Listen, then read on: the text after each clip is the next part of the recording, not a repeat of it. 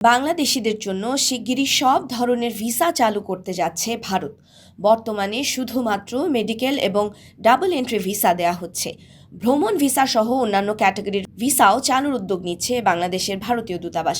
এর ফলে ভারতীয় ভিসা প্রক্রিয়া দ্রুত স্বাভাবিক পর্যায়ে ফিরবে বলে জানিয়েছেন সিলেটের ভারতীয় হাইকমিশনের সহকারী হাইকমিশনার অনিরুদ্ধ দাস। বুধবার বিকেলে সিলেট জেলা প্রেস ক্লাবে সাংবাদিকদের সঙ্গে মতবিনিময়কালে তিনি এই কথা বলেন। এই ঘোষণার মাধ্যমে বন্ধ থাকা ভিসাগুলো পুনরায় কার্যকর হবে এবং বাংলাদেশি নাগরিকেরা আগের মতো সহজে ভারত ভ্রমণ ও অন্যান্য ভিসা প্রক্রিয়া সম্পন্ন করতে পারবেন। তিনি জানান, এই সিদ্ধান্তের ফলে দীর্ঘদিনের ভিসা জট কমবে।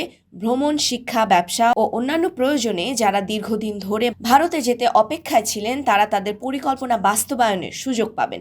তবে ভিজিট ভিসা কবে থেকে চালু হবে সেই বিষয়ে নির্দিষ্ট তারিখ জানানো হয়নি। 24-এর গণ আন্দোলন ও রাজনৈতিক পট পরিবর্তনের পর বাংলাদেশ ও ভারতের সম্পর্কে টানাপোড়েন শুরু হয়। তখন থেকেই বাংলাদেশে ভারতীয় ভিসা প্রদান সীমিত রাখা হয়েছিল। তবে নির্বাচনের মাধ্যমে নতুন সরকার ক্ষমতায় আসার পর দুই দেশের সম্পর্কে উন্নতি হতে শুরু করে। এমন প্রেক্ষাপটে ভারতীয় দূতাবাসের পক্ষ থেকে সব ধরনের ভিসা চালুর এ ঘোষণা এসেছে।